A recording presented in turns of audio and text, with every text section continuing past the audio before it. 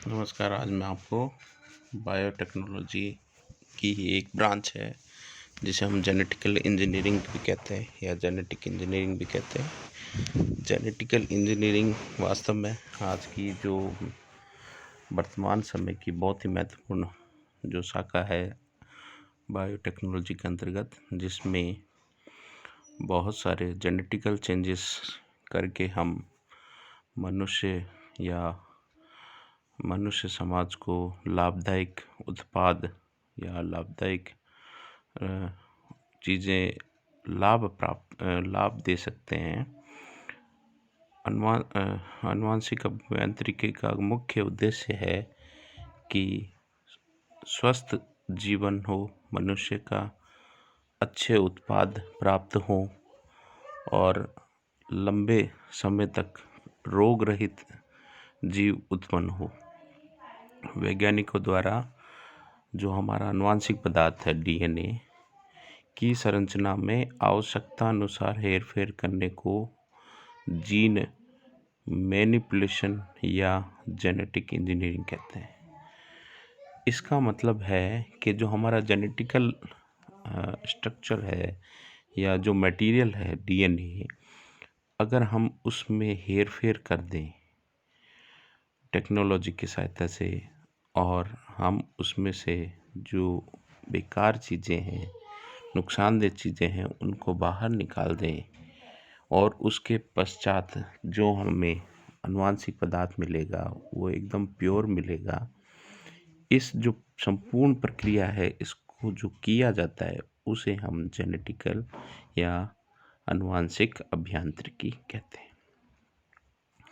अब देखिए है क्या, देखिए वैज्ञानिक के द्वारा जो मैनिपुलेशन किया जाता है उसमें हम केवल एक ही प्रजाति तक सीमित नहीं रहते। इसमें हम एक से ज़्यादा प्रजातियों को भी मिलाया जाता है। जैसे नीलहरित शैवाल के जो जीन्स हैं उनको हमने हमारी क्रॉप्स में डाला तो ये पाया कि जो नाइट्रोजन फिक्सेशन की जो प्रक्रिया है वो बहुत तेज़ी से होने लगी, जिसके बाद जो फसल है वो ज़्यादा उन्नत, ज़्यादा वृद्धि और ज़्यादा पोषक पदार्थों वाली उत्पन्न होने लगी। तो जेनेटिकल इंजीनियरिंग की सहायता से हम जो है अलग अलग प्रजातियों के बीच भी जो आनुवंशिक पदार्थ है उसका आदान प्रदान कर सकते हैं, जिसके कारण हमें अच्छे परिणाम प्राप्त हो सकते हैं। अब देखिए इसका उद्देश्य क्या है। मुख्य उद्देश्य तो ये है कि आनुवंशिक पदार्थ का कृत्रिम संश्लेषण किया जाए। इसका जो मेन उद्देश्य ये है कि हमारे जो आनुवंशिक पदार्थ है उसको हम आर्टिफिशियली सिंथेसाइज करें ताकि हमें बेटर रिजल्ट प्राप्त हो सके। दो अलग अलग जीनों के डीएनए पृथक पृथक करके उनको आपस में जोड़कर नया डीएनए निर्माण करना, ये भी एक प्रक्रिया है। दूसरा है डीएनए से कुछ न्यूक्लियोटाइड को हटाकर, यानी न्यूक्लियोटाइड वो जो किसी न किसी रोग को या किसी न किसी प्रक्रिया को बाधित करते हैं उनको हटाया जाता है या उनमें एक्स्ट्रा जोड़ दिया जाता है। अच्छे गुणों वाले डीएनए अणुओं को जोड़कर इच्छित गुणों वाले जीवों का निर्माण करने की जो प्रक्रिया होती है उसे हम बायोटेक्नोलॉजी कहते हैं।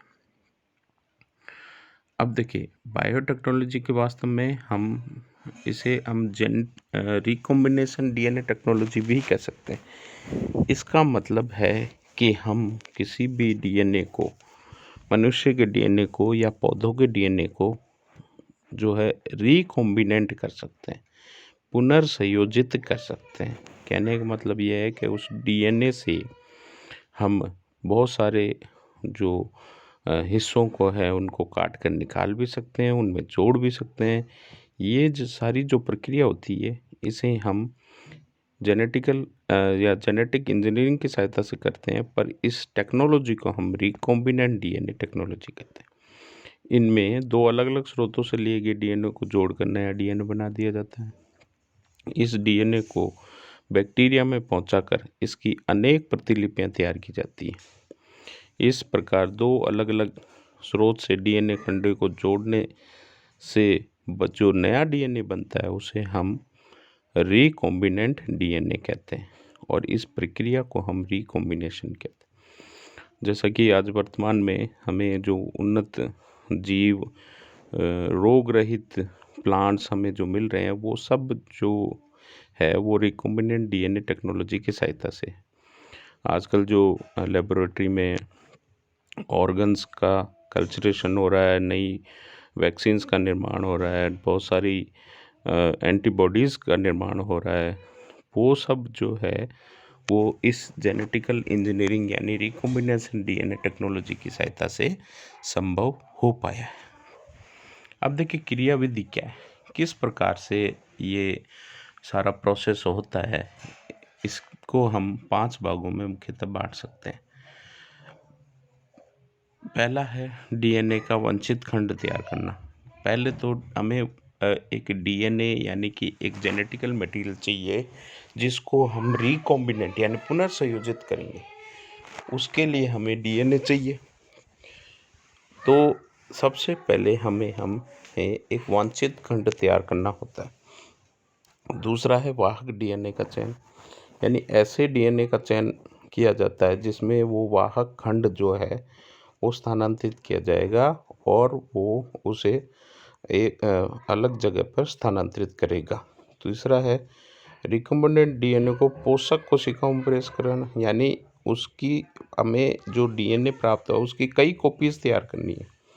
तो इसके लिए उसे हमें एक ऐसी कोशिका में प्रवेश करवाना पड़ेगा या ऐसी कोशिका में रखना पड़ेगा जिसमें वो आसानी से एक से ज़्यादा कॉपीज तैयार कर सके।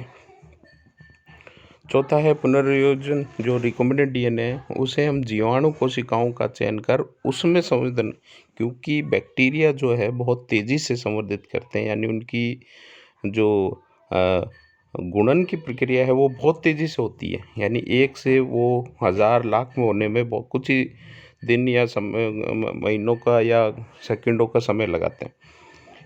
इसी वजह से जो हमारा जो रिकॉम्बिनेंट डीएनए है उसकी अगर हजारों लाखों प्रतियां प्राप्त करनी है तो हम उसको जीवाणु कोशिका में इंसर्ट करवा देते हैं, यानी उसमें तैयार कर लेते हैं, जिसके कारण उसकी कई क्लोन्स तैयार हो जाते हैं, कई कॉपीज तैयार हो जाती है जिनका उपयोग हम कर सकते हैं।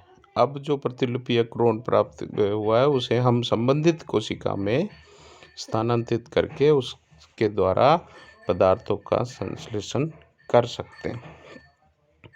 अब देखिए उपयोग क्या है। देखिए इसका पहला तो उपयोग इंडस्ट्री में है। उच्च वर्ग के जीवों के विटामिन्स, एंटीबायोटिक्स, हार्मोन्स के जीन कोड ज्ञात करने में इसका बहुत ही उपयोग है। डीएनए को जीवाणु पुनर्स्थापित कर विटामिन्स, हार्मोन, इंटरफेरॉन आदि रसायनों को अधिक स्तर पर संश्लेषण किया जाना संभव हुआ है। किसकी सहायता से? बायोटेक्नोलॉजी की सहायता से, जेनेटिकल इंजीनियरिंग की सहायता से। इस विधि द्वारा मानव इंसुलिन का संश्लेषण ई कोलाई के द्वारा किया गया। अब हम बात करेंगे ये जो सारे जो उपयोग हैं वो सब जेनेटिकल इंजीनियरिंग के उपयोग।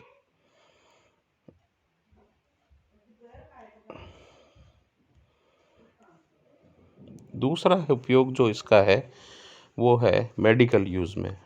आजकल मेडिकल में अगर प्राचीन समय की बात करें तो छोटे मोटे रोगों से ही मनुष्य की मृत्यु हो जाया करती थी, परंतु आज वर्तमान में जेनेटिकल इंजीनियरिंग के उपयोग से हमें हर रोग की जो है दवाई उपलब्ध है। जेनेटिकल इंजीनियरिंग द्वारा हीमोफीलिया जैसे जो जेनेटिकल डिजीज़ है उनकी, सिकल सेल एनीमिया आदि वंशागत रोगों के लिए भी हमें आज मेडिसिन्स उपलब्ध है, इन रोगों का उपचार जो है न के बराबर होता था, आज वर्तमान में इसका उपचार होने लगा है। हेपेटाइटिस, रेबीज, हैजा आदि से बचाव के लिए भी वैक्सीन जो है जेनेटिकल इंजीनियरिंग की सहायता से तैयार की गई है। कृषि के क्षेत्र में, एग्रीकल्चर में, जैसे नाइट्रोजन फिक्सेशन करने वाले जो जितने भी जीवाणु है, ब्लू ग्रीन एल्गीज है, इनके जीन को दूसरे फसलों के जीन में डीएनए में स्थानांतरित कर दिया जाता है, जिससे उन्नत उर्वरकता वाले फसलें प्राप्त की जा सकते। फिर है न्यू जेनेटिकल स्ट्रेन्स तैयार करने में, प्राणियों में नई स्ट्रेन्स जिनमें किसी भी प्रकार की कोई रोग ना हो, उन्नत गुणों वाले हों, उन्नत गुणों वाले जीव जैसे पशु जो तैयार किए जाते हैं जिनसे मांस, दूध उन्नत तरीके से प्राप्त किए जा सकते हैं। फिर है बायोलॉजिकल वेस्ट को आजकल बहुत बड़ी एक समस्या है जो मनुष्य के लिए है। उसके लिए उस बायोलॉजिकल वेस्ट का उपयोग जो है जेनेटिकल इंजीनियरिंग की सहायता से अल्कोहल उत्पादन में या अन्य किसी बेटर प्रोडक्ट को निर्माण में किया जाता है। तो थैंक यू वेरी मच। अगले लेक्चर पे मैं आपको बायोटेक्नोलॉजी के कोई और उपयोग के बारे में मैं आपको बताऊंगा।